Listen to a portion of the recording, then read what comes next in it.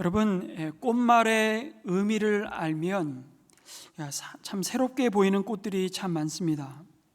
그 중에 하나가 민들레라는 꽃이 아닐까 싶습니다. 이 민들레라는 꽃말의 의미는 감사하는 마음, 행복이라는 뜻입니다. 거리를 돌아다녀 보면 흔히 만날 수 있는 이 민들레는 4월과 5월에 꽃을 피우는 식물이죠. 꽃말도 참 예쁘지만 민들레의 아주 질긴 생명력에 또 한 번 우리는 반하게 됩니다. 여러분, 민들레 홀씨라고 하잖아요. 아까 보셨던 그 씨앗의 하얀 구조물은 이 낙하산의 효율보다 4배 이상 높다고 합니다. 그래서 민들레 씨앗이 한번 바람을 타기 시작하면 30km, 많게는 150km까지 날아갈 수 있답니다. 정말 엄청나게 멀리 날아가 땅을 가리지 않고 또 깊이 뿌리를 내립니다. 날아가다가 시냇가나 강물에 떨어지게 되면 또 그 물살을 타고 흘러가다가 육지를 만나게 되고 그곳에서 또한 뿌리를 내립니다. 그래서 민들레가 가지 못할 땅은 없다고 말합니다. 민들레 홀씨, 그것은 그렇게 바람에 날려 아주 먼 곳에 생명을 실어 나르기 위해 훌훌 자신에게 생명을 준 그 땅을 떠나는 것이죠. 바람이 가라고 실어주는 곳으로 강이든 광야든 평야든 산이든 들이든 민들레는 홀씨가 되어 그렇게 떠납니다. 여러분, 이 땅을 순례자로 살아가는 성도의 모습을 이토록 닮은 꽃이 또 있을까 싶습니다. 떠남을 통해서 또 다른 태어남이라는 아주 신비로운 진리를 우리에게 그림으로 보여주는 꽃이죠. 오늘 말씀에서 우리는 바로 이 민들레를 너무나 많이 닮은 순례자 빌립의 모습을 마주합니다. 성령의 바람이 불면 어디든 날아갈 수 있는 사람, 하나님께서 다루시기에는, 하나님이 보시기에는 너무 가벼운 사람, 하나님이 쓰시기에 너무 잘 길들여져 있는 사람이 빌립이었습니다. 그러나 아무리 핍박의 강풍이 몰아쳐도 진리의 반석 위에 견고하게 세워진 성처럼 흔들리지 않는, 오히려 밟으면 밟을수록 더 깊이 땅에 뿌리를 내리고 생명력을 키우는 사람이 또한 빌립이었습니다. 오늘 말씀해 보니까 하나님은 사마리아의 부흥을 주도하고 있는 빌립에게 주님의 천사를 보내셨습니다. 그리고 사마리아 성에서 일어나 남쪽으로 나아가 예루살렘에서 가사로 내려가라고 명령하시죠. 이 가사는 지금 오늘날 가자 지구입니다. 그곳은 황폐한 광야였습니다. 그런데 이 말씀이 얼마나 황당한 줄 아십니까? 지금 사마리아에서는요, 빌립의 전도로 많은 사람들이 예수님을 믿고 세례를 받았습니다. 그리고 이제 교회가 세워졌죠. 사마리아 성에 아직도 복음을 듣고 구원받아야 할 많은 영혼들이 있었습니다. 더 많은 복음의 열매가 기대되는 순간이었습니다. 그러니 교회의 일꾼을 양육하고 사마리아 교회를 든든히 세우려면 아직 많은 노력과 시간이 필요했을 겁니다. 이 모든 일에 결정적인 역할을 하고 있는, 영향력을 미치고 있는 사람이 빌립 집사였잖아요. 그런데 왜 이런 시점에 사마리아를 떠나라고 말씀하실까요? 빌립이 이런 상황에서 사마리아 성을 떠나는 것은 인간적으로 생각하면 아주 비생산적이고 비효율적인 사역지 이동처럼 보이는 것입니다. 왜 하나님이 이렇게 인도하시는 것인지 솔직히 이해는 잘 되지 않습니다. 이렇게 추수할 곡식이 많은 사마리아 땅을 뒤로하고 아무도 주목하지 않고 아무도 없는 황량한 광야길로 가라니요, 말이나 되는 겁니까? 뭔가 잘못 들은 것 아닙니까? 그런데 빌립의 모습에서 그런 태도는 조금도 찾아볼 수 없습니다. 성령으로 충만했던 빌립은 누구보다 성령 하나님의 인도하심에 민감하게 깨어있음을 보게 되죠. 그리고 그 인도하심을 순전하게 순종하며 따라갑니다. 아무런 대꾸도 하지 않은 채 즉각적으로 순종합니다. 아마도 이것은 거부할 수 없는 너무나도 확실하고 세밀한 하나님의 인도하심이었다는 사실을 보여주는 것입니다. 여러분, 우리의 인생 행로와 우리에게 주어진 일들 속에 때로는 많은 선택과 갈림길이 놓여 있습니다. 그런데 이렇게 선명한 하나님의 인도하심이 있을 때가 분명히 있죠. 근데 그런가 하면 대체로 아무런 인도하심이 느껴지지 않는, 그때는 분별력을 발휘해야 할 때라고 생각합니다. 하나님의 말씀을 가지고 그 말씀 가운데 우리 상황 속에 오늘 말씀하시는 하나님의 지혜를 구하고 분별해야 되는 것이죠. 아마 대부분이 그럴 겁니다. 하나님은 우리 인생이 걸어갈 삶의 끝까지의 인생의 마스터 플랜을 다 보여주시는 것 같지 않습니다. 매일매일 한 걸음씩 한 걸음씩 우리를 진리의 빛으로 인도하시고 내 발의 등이요 내 길의 빛이라고 말씀하신 그 조명을 그렇게 비추시며 인도해 가시는 것 같습니다. 우리로 하여금 교만하지 않게 하시려고. 빌립은 사마리아 교회를 떠나 가사로 내려가는 광야길로 가라는 명령만 들었을 뿐 그 외에 다른 어떤 지시도 받지 못했습니다. 그런 점에서는 여전히 그의 앞에 기다리고 있는 것이 무엇인지, 누구를 만나게 될지 아무런 설명도 듣지 못했고 성령 하나님의 세밀한 인도하심을 기도 가운데 구해야만 했을 겁니다. 마치 갈대아 우르에서 갈 바를 알지 못하고 오로지 하나님의 말씀에 순종해 하나님이 가라 하신 약속의 땅으로 순례하는 아브라함의 모습을 보는 것 같습니다. 그 길 끝에 무엇이 기다리고 있는지 알지 못했습니다. 그러나 여러분, 아브라함도 빌립도 한 가지 확신하는 것은 그들을 부르신 하나님은 언제나 그들과 함께 하신다는 사실입니다. 그들보다 앞서 그 걸음을 인도하시며 실수하지 않으신다는 믿음의 확신이 그들에겐 있었습니다. 그리고 또 한 가지 확실한 것은 결코 하나님의 교회는 우리의 계산과 우리의 판단과 기대대로 세워지지 않는다는 것인 것 같아요. 여러분, 하나님의 말씀에 순종하는 것은 때때로 우리의 경험과 우리의 판단과 계산을 초월합니다. 우리의 상식과 합리적인 판단을 내려놓아야 할 때만 걸어갈 수 있는 길이 얼마나 많은지 모릅니다. 그래서 하나님의 사람은 주님의 말씀에 순종하기 위해 자신이 지금까지 경험했던 경험과 생각과 때로는 그것이 쌓은 고집을 내려놓아야 할 때가 반드시 옵니다. 아마 빌립에게는 바로 이때가 그러한 때였을 겁니다. 마치 어느 날 민들레 홀씨처럼 자신의 의지와 상관없이 우리를 성령의 바람에 날려 복음의 씨앗이 심겨져야 할 그 땅끝으로 보내시는 것이죠. 그리고 아무것도 없을 거라고 생각하고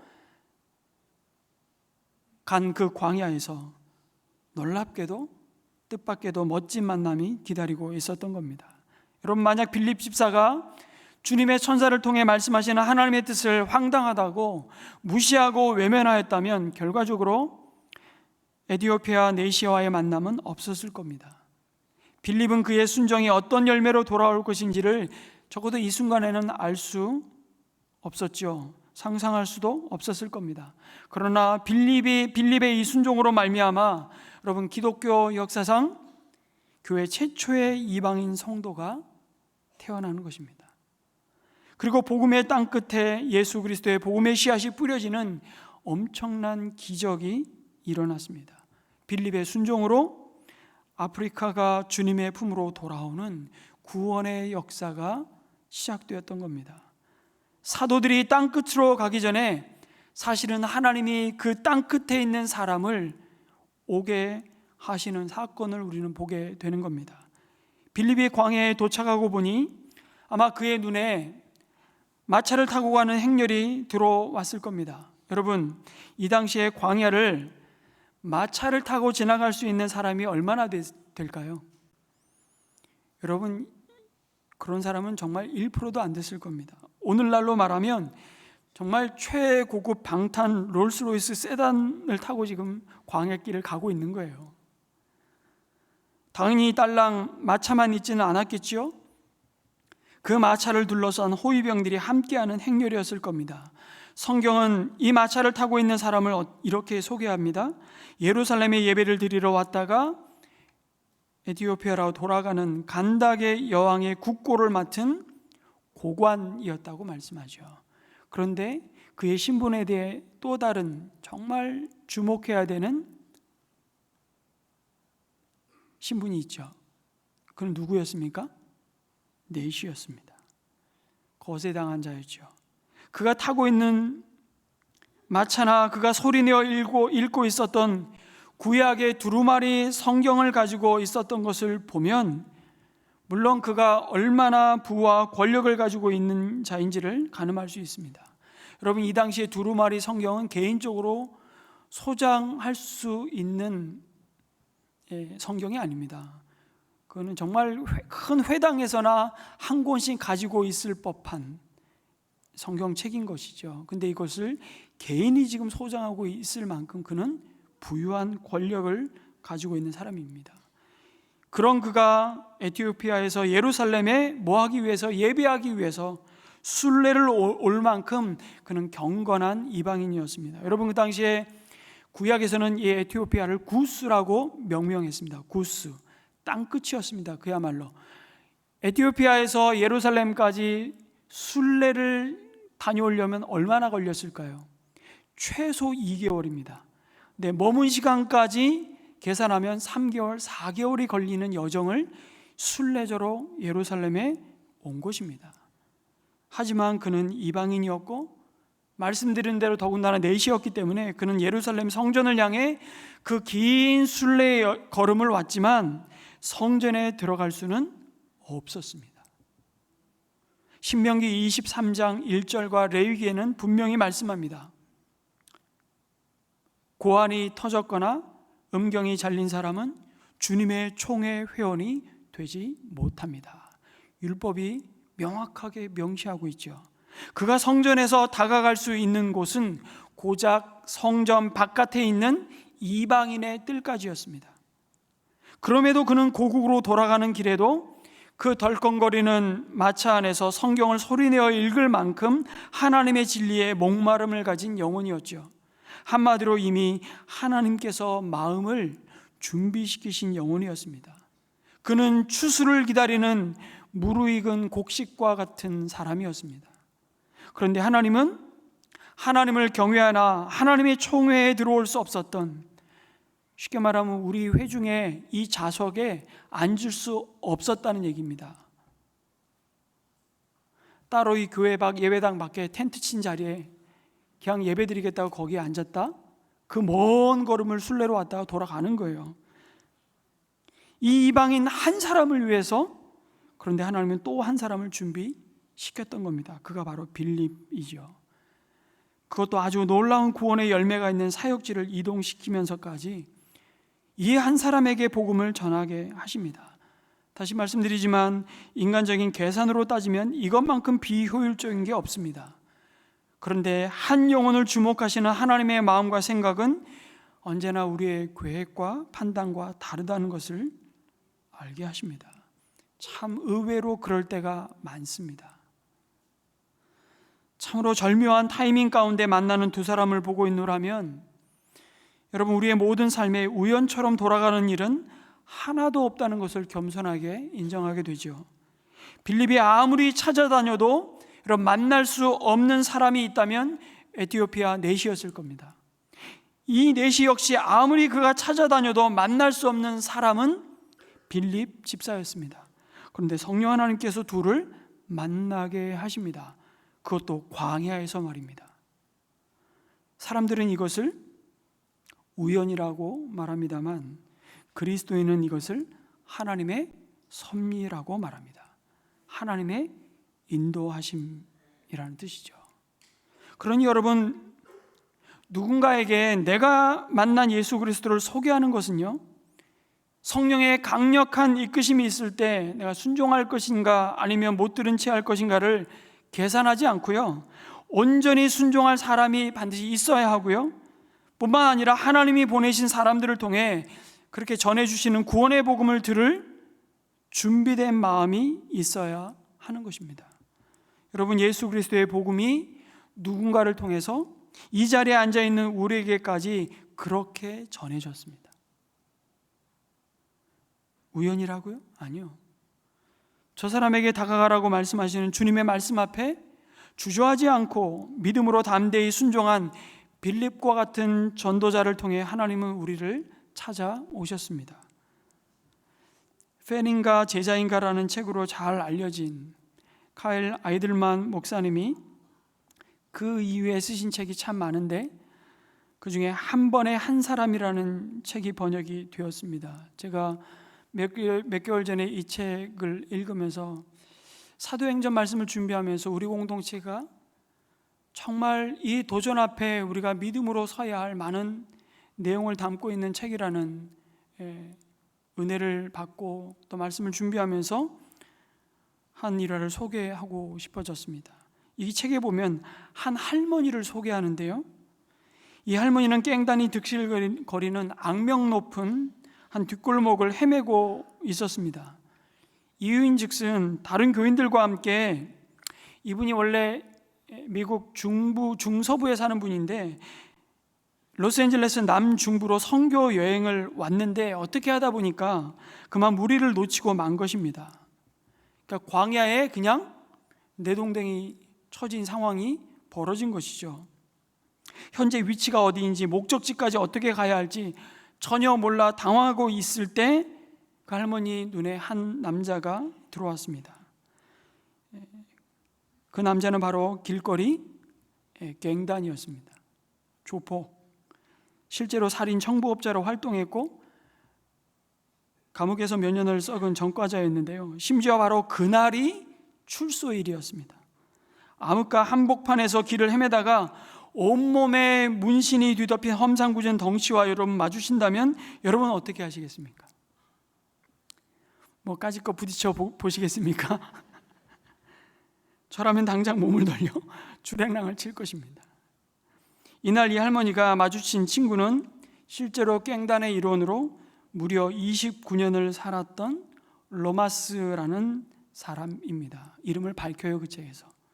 그럼 12살 때부터 폭력과 마약으로 얼룩진 인생이었는데, 그런데 마침 출소하는 날 이 암흑가 길거리에서 이 할머니와 마주쳤던 겁니다. 그런데 할머니와 마주쳤던 순간 오히려 이 사람이 혼란에 빠졌던 거예요. 할머니가 그에게 인사를 건네는데 배가 고프냐고 물었던 겁니다. 출소하는 날, 제가 이런 용어를 써서 죄송합니다. 내 나와바리에 왔는데 나를 알아주는, 나를 찾아오는 인간도 없고 외롭고, 근데 마주친 정말 작은 체구의 할머니 입에서 나온 말이 배고프냐고. 혼란스러우면서 그냥 고개를 끄덕였답니다. 그러자 할머니 이렇게 말했습니다. 내가 길을 잃었어요. 길을 안내해주면 음식을 줄게요. 사람 놀리는 것도 아니고 더 열받을 것 같은데, 어쨌든 이 로마스가 할머니를 따라간 곳은 드림센터라고 하는 기독교 사역단체의 사무실이었던 겁니다. 거기서 인생이 바뀌는 놀라운 기적이 시작됩니다. 로마스는 그곳에서 음식을 얻었을 뿐만 아니라 그곳에서 그와 같은 이들을 위해 마련한 프로그램을 1년간 이수하게 됩니다. 그 프로그램에서 그는 태어나서 한 번도 경험해보지 못한 무언가를 경험합니다. 그것은 새로운 종류의 사랑, 무조건적인 용납이었습니다. 로마스는 하나님이 자신을 위하시고 예수님이 자신을 사랑하신다는 사실을 비로소 알게 되지요. 그리고 결국 예수님을 자신의 구주로 영접했습니다. 그리고 현재 그는 그 지역에 사는 가난한 사람들에게 매년 80톤의 음식을 나눠주는 사역을 책임지고 있는 사역자가 됩니다. 그는 한때 불구대천의 원수였던 상대편 갱단 조직원들에게 음식을 나눠주기 시작했습니다. 결국 그는 로스앤젤레스의 모든 사람이 불가능하다고 생각했던 일을 하나하나씩 이루어내고 있는 것입니다. 그 지역 3대 갱단 조직 간의 휴전을 중재해낸 것이죠. 덕분에 폭력 발생률이 눈에 띄게 낮아졌던 겁니다. 그러자 언론이 주목하기 시작했습니다. 한 기자가 그와 인터뷰하면서 쓴 기사의 내용이 이런 내용입니다. 도시가 폭력과 마약 근절을 위해 수천만 달러를 쏟아붓고 온갖 법을 제정했지만 그 효과는 이 한 사람 로마스가 단순히 라이벌 갱단에게 약간의 음식과 많은 사랑을 준 것에 훨씬 미치지 못한다고 그렇게 기사를 쓴 것입니다. 근데 여러분, 저는 이름이 밝혀진 이미 유명인사가 돼버린 로마스를 주목하고 싶지 않습니다. 주님이 주목하시는 것은 이 이야기의 시작이 바로 방향을 몰랐지만 하나님의 뜻대로 살기 위해 두려움을 떨쳐내고 한 사람에게 다가갔던, 손을 내밀었던 한 작은 체구의 이름도 알 수 없는 할머니였다는 사실입니다. 내가 이 나이에 뭘 해? 그게 아니고 하나님이 왜 이 상황에서 나를 여기에 이렇게 두셨지? 아마 주님 앞에 잠잠히 할머니는 물었을 겁니다. 그리고 만나게 하신, 만나려고 해서 만난 건 아니죠.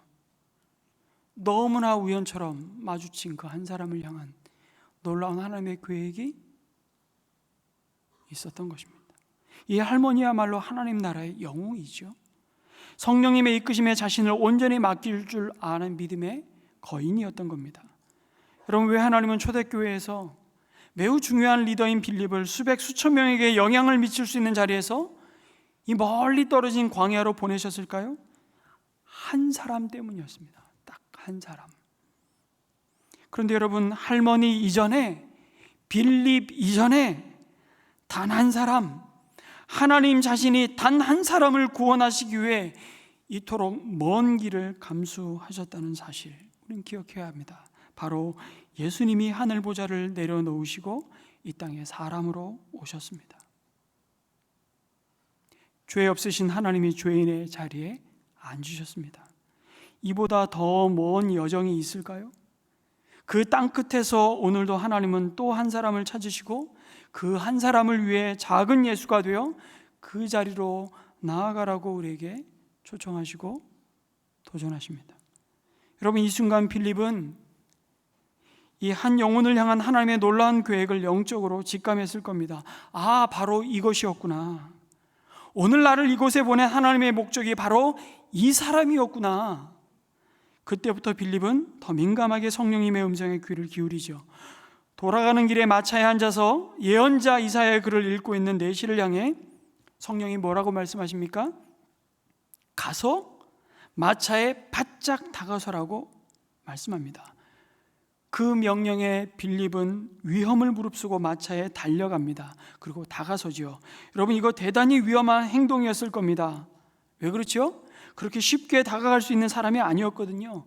그를 호위하고 지키는 자들에게 위협적인 행동일 수 있기 때문입니다. 그는 목숨을 걸고 마차에 다가가야만 하는 것입니다. 실감이 안 나세요? 제가 테헤란로를 한번 걷다가 그런 광경을 자주 볼 수는 없습니다. VIP, 이 나라의 대통령이 이동하는 장면을 보았던 기억이 지금도 생생합니다.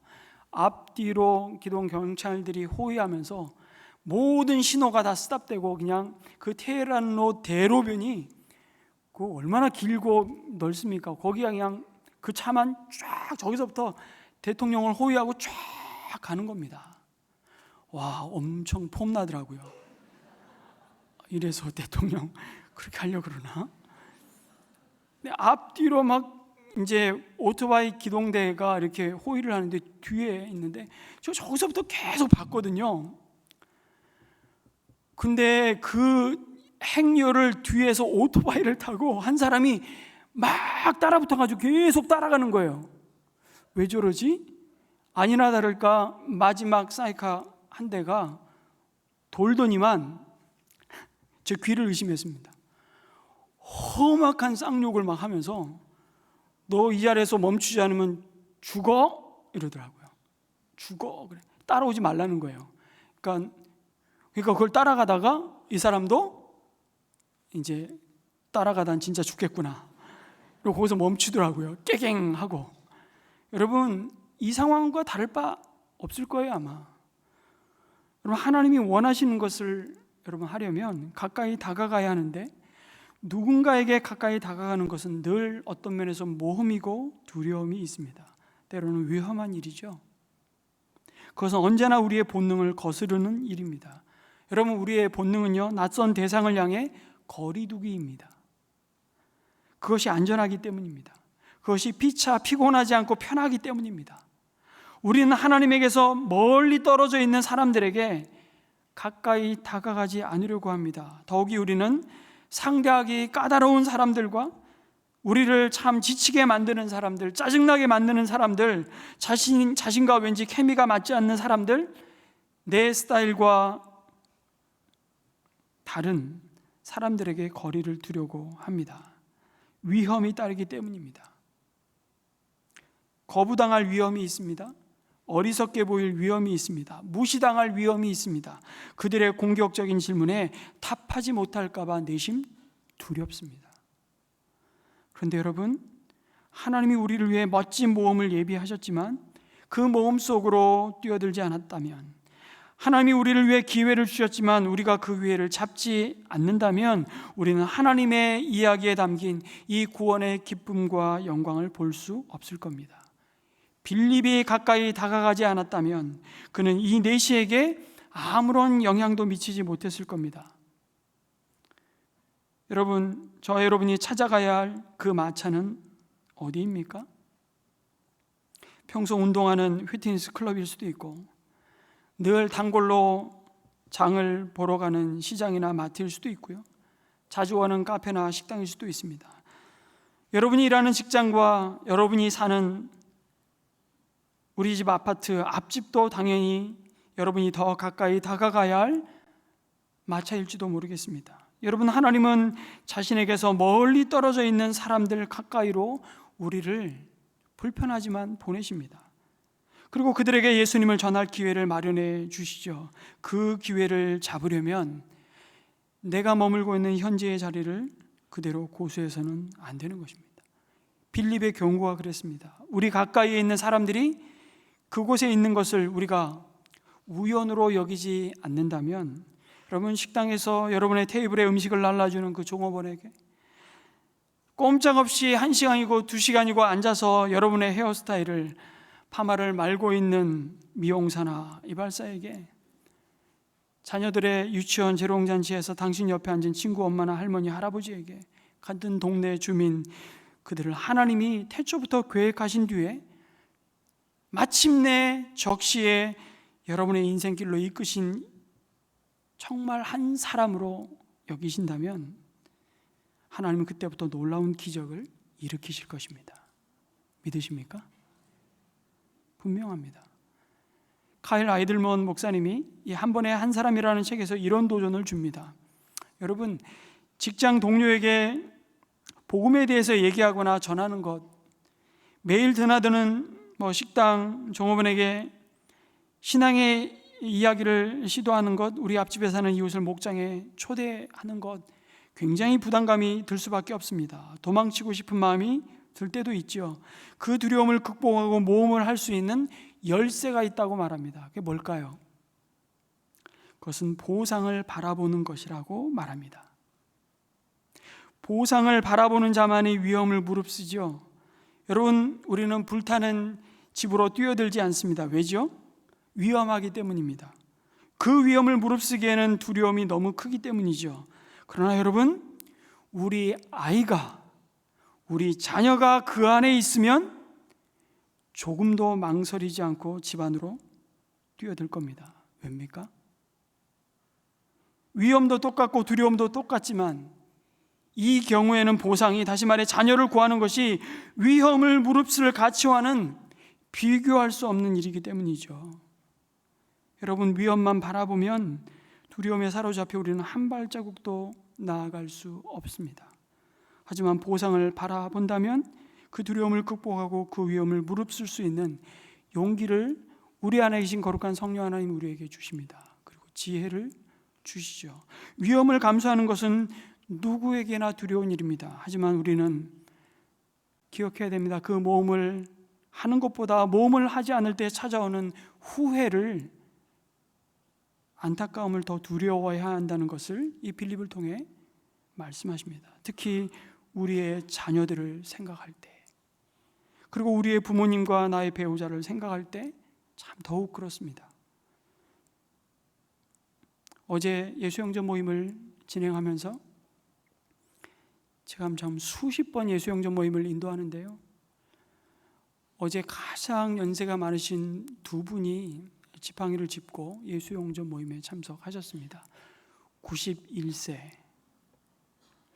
이분들이 1시간 반 동안 정말 전하는 복음을 앉아 계셔서 경청하실 수 있으실까, 제가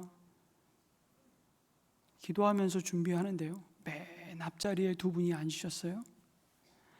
1시간 반 동안 조금의 흐트러짐도 없으시고 1시간 반 동안 졸지도 않으시고 저의 눈을 마주치면서 1시간 반을 꼿꼿이 경청을 하시더라고요.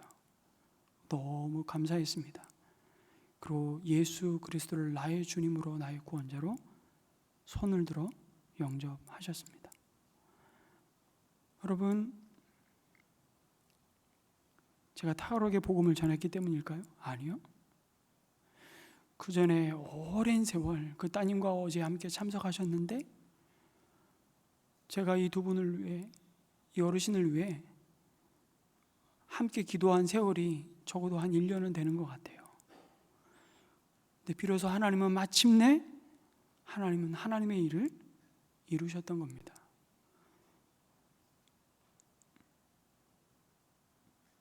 용기를 내어 그들에게 입을 열어서 예수에 관한 기쁜 소식을 여러분 전할 수 있기를 기도합니다. 아니, 기도부터 다시 시작했으면 좋겠습니다. 그때 주님은 길 없는 광야에 길을 만드시고 새 일을 시작하실 겁니다. 마차에 바짝 다가간 빌립은 소리를 내어 성경을 읽고 있는 에티오피아 고관 내시에게 묻잖아요. 지금 읽으시는 것을 이해하십니까? 그러자 지도해 주는 사람이 없는데 어떻게 깨달을 수 있겠느냐고 대답합니다. 여러분, 이 사람이 얼마나 준비된 영혼이었는지를 보게 되는 거죠. 자기 무지를 거침없이 인정하는 이 한 사람과 하나님의 말씀에 대해 거침없이 담대하게 말해줄 수 있는 한 사람이 성령님의 주선으로 지금 만난 겁니다. 빌립이 그의 마차에 가까이 다가와 던진 질문에 그리고 내시는 겸손히 자신의 처지를 인정하죠. 여러분, 이거 쉽지 않은 태도입니다. 자신의 무지를 감춤없이 인정하는 것은 정말 큰 용기입니다. 정말 하나님의 말씀의 의미를 알고 싶어하는 사람이었죠. 그리고 올라와서 자기 곁에 앉기를 빌립에게 청합니다. 그런 내시의 모습을 보면 진리에 대해서 알고자 하는 열의가 얼마나 대단한 사람이었는지를 보게 됩니다. 그 먼 길을 마다하지 않고 예루살렘 성전을 향했으나 성전에는 들어가 보지도 못하고 바깥 이방인 뜰을 겨우 밟고, 여러분, 다시 먼 길을 돌아가는 걸음 속에 얼마나 낙심이 되었겠습니까? 아니, 화가 나지 않았을까요? 그러나 그 안타까움에 오히려 말씀 한 절이라도 더 읽으려고 하는 것입니다. 얼마나 귀한 사람입니까? 여러분, 예배 끝나고 집에 돌아가시면서 말씀이 너무 뇌리에 박혀서 성경 말씀을 다시 읽어본 분 혹시 계십니까? 집에 돌아가는 차 안에서 말씀을 다시 묵상한 적이 있으십니까? 이 사람은 지금 그렇게 했다는 말입니다. 대단한 사람입니다. 그런데 공교롭게도 그가 읽은 말씀이 이사야 53장이었습니다. 바로 고난받는 종을 노래하고 있는 대표적인 오실 메시아를 가리키는 말씀이었고요, 그 중에서도 7, 8절은 예수님이 멸시당하며 십자가의 대속의 길을 가는 장면을 예언하는 말씀이었습니다. 그러니 35절에 보니까 이렇게 말씀합니다. 빌립은 입을 열어서 이 성경 말씀에서부터 시작하여 예수에 관한 기쁜 소식을 전하였다고 말씀합니다.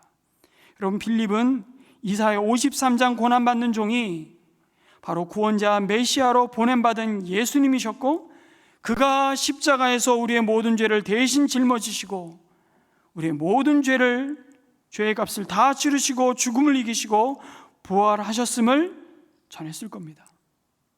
그리고 우리가 그와 함께 죄에는 죽고 의에는 다시 태어난 자들이 되었다고 복음을 전했을 겁니다. 그리고 세례를 받는 것은 우리가 죄사함을 받고 예수님을 믿는 자, 그 이름을 부르는 모든 자에게 차별 없이 하나님의 자녀가 되는 권세를 선물로 주셨다는 그 은혜를 확증하는 일이라고 증거했을 겁니다. 빌립은 하나님의 말씀을 자세히 풀어 설명해 주므로 복음, 곧 예수님이 구원자이심을 증거했습니다. 여러분, 우리가 사람들에게 전해야 하는 것은 바로 이 예수 복음입니다. 빌립은 그렇게 어렵게 접근해서 예루살렘의 날씨는 어떻던가요? 요즘 예루살렘의 경제에 대해서는 어떻게 생각하십니까? 예루살렘에서 유행하는 아이템은 뭔가요? 라고 묻지 않았습니다. 자신의 윤리나 가치나 정치적인 견해를 이야기하지 않았습니다. 그는 예수님을 가리켰습니다. 그리고 성경을 풀어 자세히 설명해 주므로 예수님이 우리에게 오신 기쁜 소식, 복음이라고 선포하죠. 여러분, 하나님이 우리에게 맡기신 것 중에 가장 귀한 것은 우리에게 복음을 맡기신 것입니다. 여러분, 우리에게 능력이 왜 필요할까요? 때로는 기적이 왜 필요합니까?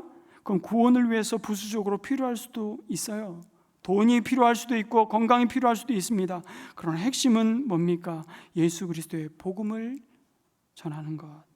그래서 가장 중요한 것은 복음이라 말씀하는 것이죠.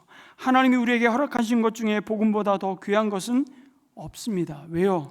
그 복음이신 예수님이 우리를 죄와 사망에서 구원하시는 하나님의 능력이기 때문입니다.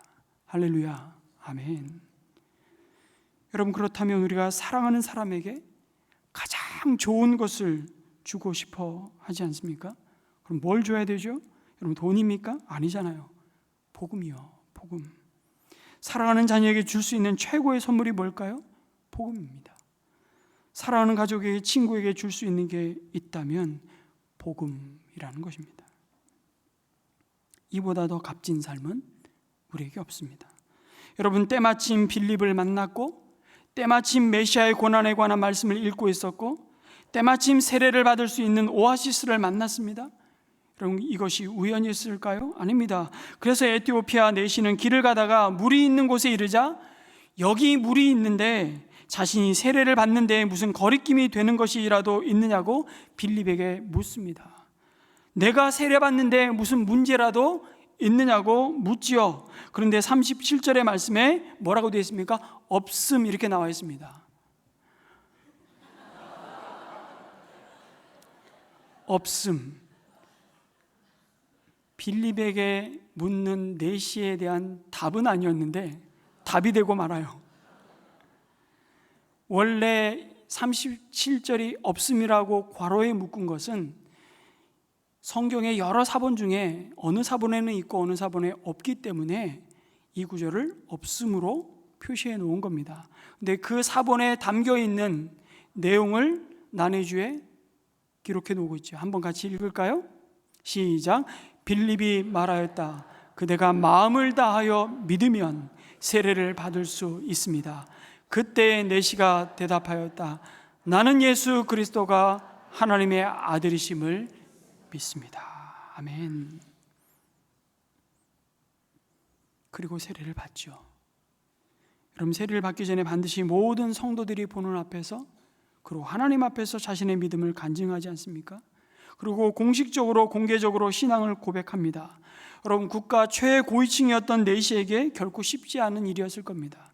자신을 따라온 부하들과 많은 사람들이 지켜보고 있는 앞에서 자신의 신앙을 고백하고 세례를 받았기 때문이죠. 그러나 그는 망설이지 않았습니다. 오히려 그가 적극적으로 요청합니다. 내가 세례를 받아도 되겠냐고. 여러분, 정말 이 말씀을 읽으면서 나중된 자가 먼저 된다라는 말씀이 또 이해가 되더라고요. 오히려 그가 적극적으로 요청합니다. 내가 세례를 받아도 되겠냐고. 여러분, 우리에게 이런 믿음의 적극성이 있기를 정말 소망합니다.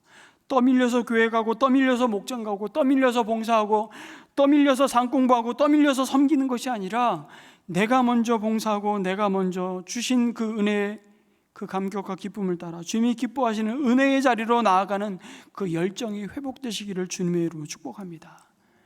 세례를 받고 물에서 올라오자 성령이 빌립을 호련히 데리고 가셨습니다. 무슨 일인지는 모르겠어요. 이후 내시는 어떻게 되었을까요? 2세기의 이레니우스와 유세비우스의 기록에 의하면 에티오피아에 복음을 전하는 선교사가 되었다고 기록하고 있습니다. 한 사람을 위해서 그 먼 길을 가야 했던 빌립의 수고가 여러분, 한 나라 전체를 바꾸는 시작이 되었던 겁니다.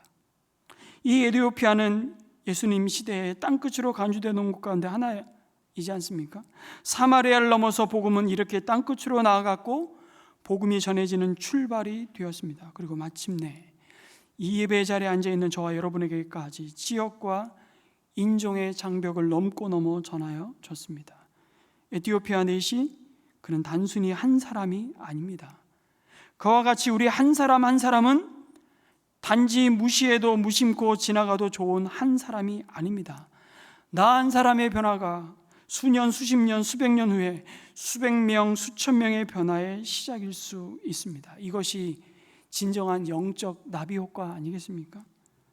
빌립 집사와 에티오피아 넷이 두 사람은 더 이상 이 땅에서 만나지 못했다고 39절은 말씀합니다. 그러나 우리는 알고 있습니다. 두 사람은 분명히 다시 만났습니다. 어디서 만났습니까? 천국에서 다시 만났습니다. 둘 중에 누가 먼저 천국에 갔는지는 모르겠지만 어쨌든 천국에서 반갑게 맞으며 포옹하지 않았을까요? 에티오피아 넷이가 빌립 집사를 정말 맨발로 나가서서 앉지 않았을까요? 내가 당신 때문에 이곳에 오게 됐다고. 여러분, 천국 가면 만날 사람들이 계십니까? 내가 천국에 가면 나를 보고 뛰어나와 내가 당신 때문에 이곳에 오게 됐다고, 내가 당신 때문에 예수 믿고 구원받게 됐다고 그렇게 반겨줄 사람이 있기를 주님의 이름으로 축원합니다. 아멘.